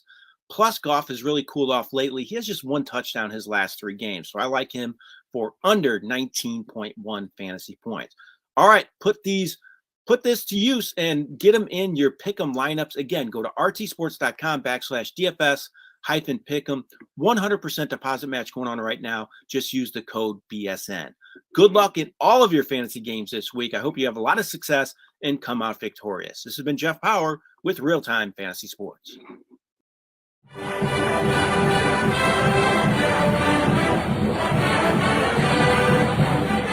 Homecoming. All right, welcome back up and Adam, homecoming right here on the Bettor Sports Network. I tell you what, Joe, those college band fight songs, they're like all sound the same. But whenever I hear Rocky Top, I'm like, oh, yeah. I know this one right here. This is Rocky Top. You know what I'm saying? You know that one. Yeah. It's orange in the end zone. Well, that's Clemson is a great play-by-play. The voice of Clemson is fabulous. You know what I'm saying? Mm-hmm. One of the better college play-by-play guys out there. If you probably don't listen to the game on the radio, you know what I'm saying? But if you're in your car, you're a truck driver, whatever the case may be, you know how good Clemson's play-by-play is.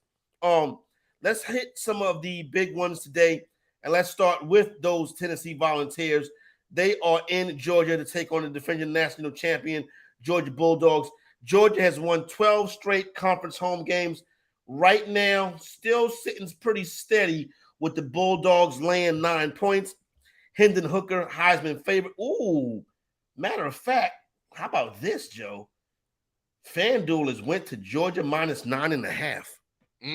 So almost Georgia money's coming in. Almost double digits on Georgia. Shocked if that gets to 10. Yeah, I would be too. I mean, would hop on that 9.5. If that gets to 10, there's going to be a lot of buyback on Tennessee. Yeah.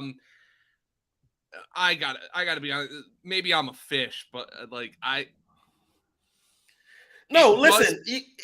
This has been happening all year, where these popular underdogs are getting bet, and I'm thinking to myself, okay, I like the popular underdog.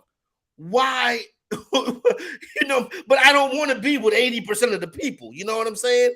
So I changed my bet, and I'll go ride the favorite that nobody's on, and the popular underdog covers and wins. Yeah, exactly. I guess bookmakers like, okay, we'll get our money on Sunday. We'll give you a public win on Tennessee and Georgia. Yeah. This is the move to Georgia feels like late money, sharp, wise guys coming in and saying, I'm fading the public here. I think Georgia's better. Tennessee hasn't played a defense of this caliber. Georgia can stop the run. And Tennessee's weakness on defense, defending guys like Bowers, man, if Bowers, like I said in the first hour, if you see Bowers with one of them patented, down the seam, 35, 40-yarder on the first drive, you're going to be, here we go. But I still just, watching Georgia this year, I have not come away as impressed as I feel like I should be because Georgia has set a bar for itself. Yep. I can remember, I believe it might have was 2017. And I think Georgia had rose to the number one team in the country. And this is it. And you might remember this too. The running back is a guy that we talk about. I can't think of his name right now.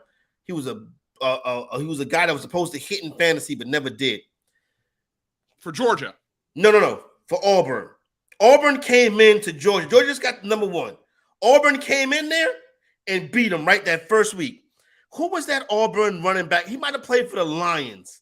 Kerryon Johnson? Yes, Kerryon Johnson. Mm-hmm. Kerryon Johnson went off on Georgia.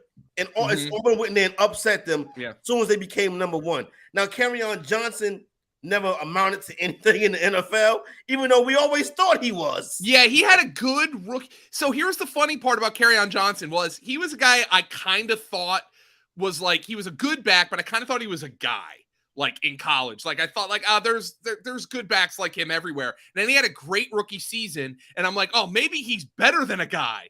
And then after that, he was just a guy in the NFL. Yeah. I want to get to a couple things really quick, CP, just for because our guy Jalen is spamming up the comments with some injury updates. Justin Shorter will not play for Florida against Texas A&M. He's got a hamstring injury. Virginia's offense is in a world of hurt. Yep. Dontavion Wicks and Keaton Thompson are not dressed. The running back Parrish Jones is confirmed out. Lavelle Davis, the Virginia wide receiver, is not in warmups. Meanwhile, Texas A&M, remember I told you there's a flu outbreak there. Chase Lane, the wide receiver's not dressed. That Texas A&M Florida game could be an absolute crap fest. So right now that game, the total is sitting at 53.5, which is coming. Matter of fact, it's coming down. It's 53. Matter of fact, it's a 52.5 out there. So that total is starting to trend down. We have not seen Florida move to the favorite yet. Tampa, because I see TAM. I'm thinking Texas A&M still sitting as a 1.5 favorite. So this could be a time to hop on Florida. This is just, I can't really trust either team, to be honest with you. It's probably a no bet for me. Yeah, it's just like, it feels like, I should be betting Florida now with all the Texas A&M illnesses, but I'm not betting. Well, why is the line not moving? It worries me that the line is not moving. You know what I'm saying? Now, the situation in Virginia, this line is likely to move. The 7 on North Carolina is juiced to minus 115. Matter of fact, BetMGM is already going to 7.5. You got to lay it with the top. Not enough. Nah. I mean, you mean North Carolina's going to blow them out? What's North Carolina's biggest weakness there, CP? Defense. Yeah, that's true. And Virginia's losing all these all their offensive players.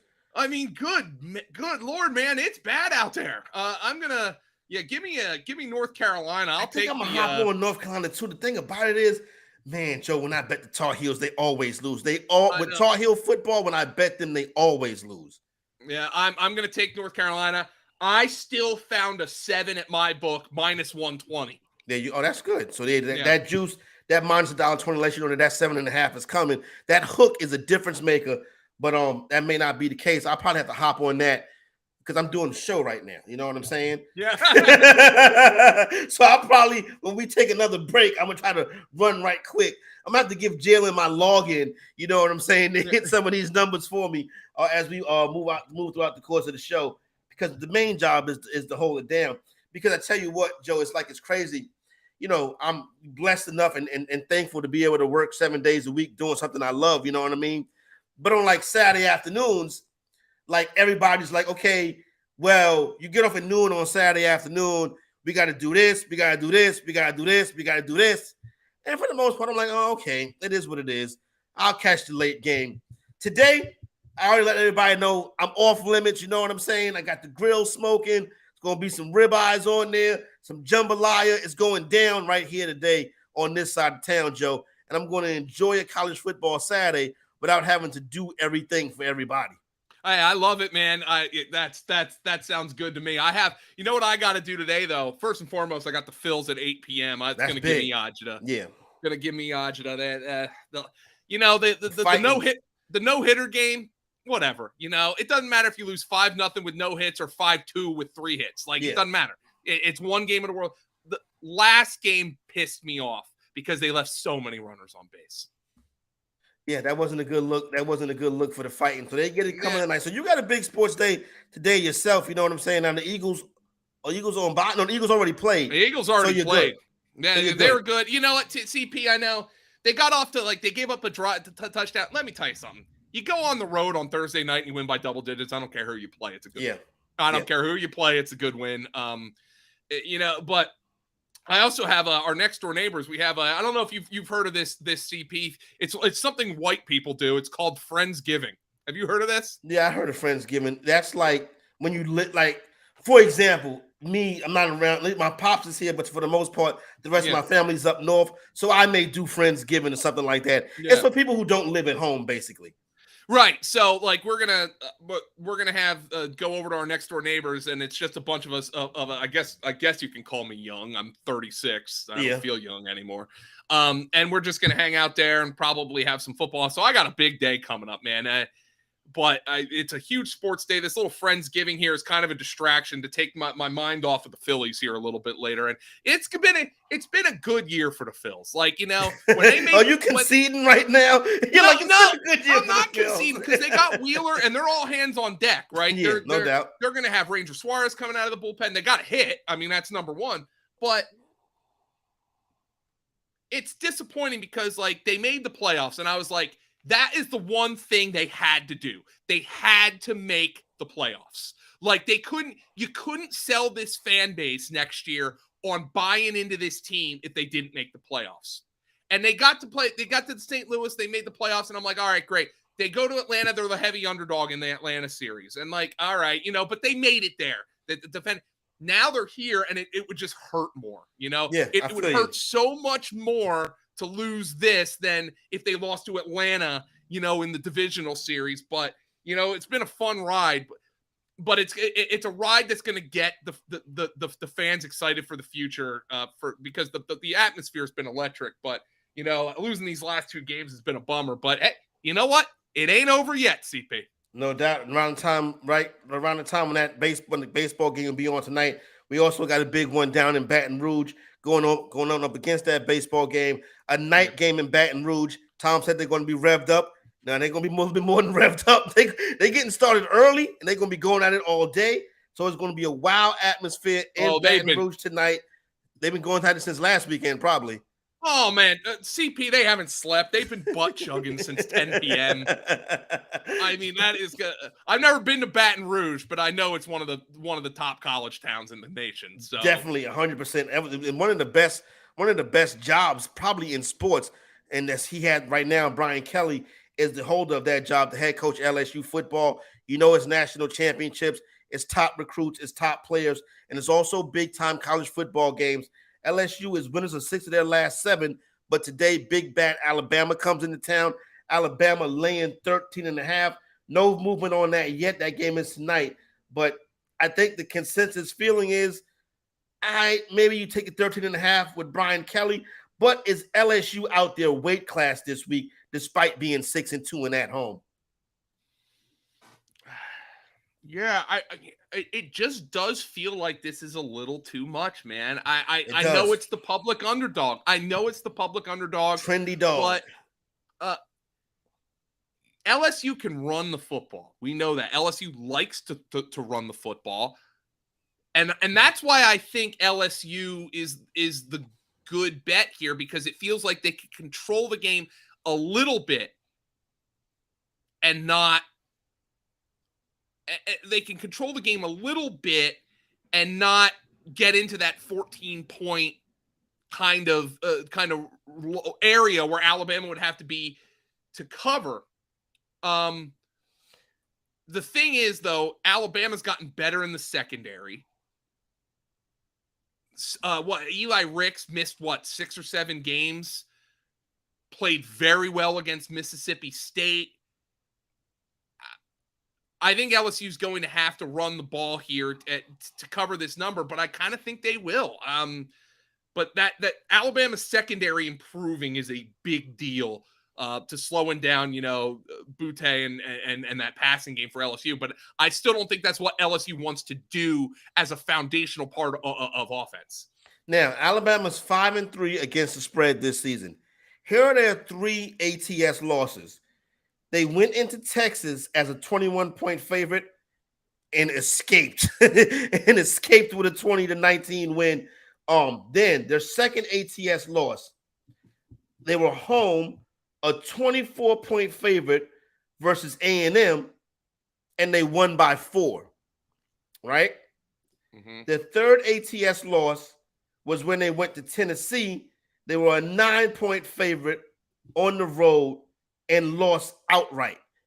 So what we see is the two tough road games, because see the other road game that they have, the other road game was Arkansas. They're not no match for Alabama. The teams that have been a match for them, Texas and Tennessee, they didn't get it done in those 2 games. That's what makes me think, okay, Alabama's not covering this number today. They may get the win, but they're not going to cover the number. Probably better as a live bet experience. That's how I'm tackling this one. I wish I can give you a pre-flop bet, but I just don't think it's there in this game. The thing about it is everybody wants, okay, what's the bet in these big college football games? The best bet is probably to take a look, analyze, and then place your wager. CP, I got to run back to this Florida-Texas A&M game. Uh-oh, what's going on? Nick De La Torre, who covers Florida for Gators Online, here is who is out for Texas A&M today. Their starting left guard, their backup left guard, their starting center, their starting quarterback, 2 starting wide receivers, a backup wide receiver, 2 starting defensive ends, 2 backup defensive ends, a starting defensive tackle, a starting linebacker, a starting corner, 2 backup corners, a starting nickel, their backup nickel, and a starting safety. That is people who are out for Texas A&M. That is 5 starters on offense out. That is 7 starters on defense out. Why is Florida a 1.5 underdog in this game? Yeah, no, I just bet Florida. I'm telling you that right now. But it scares the crap out of me that I'm betting a team that's a 1.5 underdog against a team of backups. Yeah. It's interesting that this line is not moved yet because I'm refreshing the screen. Now, mind you, this is a live odds screen. I see the rest of the live odds moving, but I'm refreshing, trying to figure out why this hasn't moved right here. But yeah, I mean, I think you got to get on Florida in this game right here. Florida and Texas A&M. What am I missing here? I don't know. No, I think we're missing. Maybe I don't know. It's interesting. Maybe the people don't know about these injuries, but the sharps would be all over it. If Jalen and you know it, then the sharp bettors know it too. You know what I'm saying? So it's like that North Carolina number has moved. That's 7.5 across the board now with those injuries going on with Virginia, but we have not seen basically a frozen line between Texas A&M and Florida. But I think you got a money line Florida at this point and say, okay, you know what? If I lose, I lose. Yeah, I mean, I took the 1.5, just in case, but yeah, man, you're right. If I lose, I lose. And then I was reading some replies to Nick De La Torre's his tweet, and he's like, because he covers Florida, he's like, if we lose this game, leave the coaching staff in College Station. And I understand that sentiment, right? No doubt. It's not like Texas A&M's been any good this year. No, they have not. I mean, we talked about our boy Jimbo earlier and how disheveled and lost he's been looking after making us think he was going to be a player coming into the season. Joe, before we talk a little Heisman and get ready to wrap up running the board through some of these rest of the games, I do want to give you a chance to talk about Penn State. They're in Indiana today. Last number I saw laying 13.5. Total is 50.5. And this one obviously got down. It's down. What's it at now? It was 17. Oh, okay. So it came down. Down. I'm going to guess the weather has a part to do. And I was going to say that this is a potential weather game out here. What do you think about your Nittany Lions this week? I mean, look. Speaking like a true fan. I've totally resigned am I frustrated beyond all hell with James Franklin when he comes out here? Hey, James, why aren't you competing with Ohio State? Well, it's talent. Okay. Well, that's your job. What's your job, bud? Because you don't call the offense. You don't call the defense. Yeah. What's your job? That being said, they probably, looking at their schedule, probably CP should go 10-2 this year. Okay. That's not a bad year. No, 10-2 is not a bad year. And I don't want to, but when you go 10-2 and you're losing to Michigan and Ohio State, or Ohio State and Michigan State, or Michigan and Michigan State every year, it gets freaking frustrating. No, it definitely is. Like, because right now you sound like Penn State versus Alabama in the Sugar Bowl. You'll take that. Yeah, right. You take it, but you're probably going to lose, though. I don't care. Like, yeah, you play that game. When you make the trip. When you make the trip for that game. Here's the thing. Look, Penn State's got more fertile recruiting ground than Nebraska does, but you always, look at what happened to Tennessee in the last 20 years since, Philip Fulmer wasn't doing good enough. Yeah, for real. And then it took them 15 years to recover from that. Yep. Nebraska still hasn't recovered from firing Frank Solich. So you always look at it and what's the downside here? But it is frustrating each and every year to lose the same way to the same damn teams.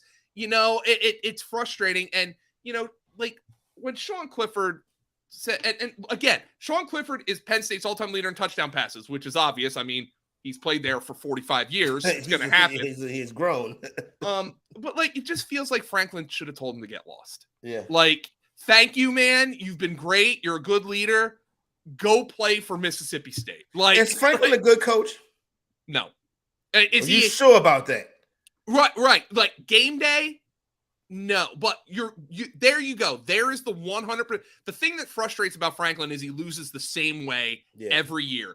Dumb mistakes, dumb penalties. He continues to get outclassed on the offensive line each and every year. They run through offensive line coaches. They run through offensive coordinators, and the same crap happens each and every year. They get out physicaled by bigger teams at the line of scrimmage, and they don't have the athletes on the perimeter to make up for it, even though that's one area where Franklin is done. But you're right.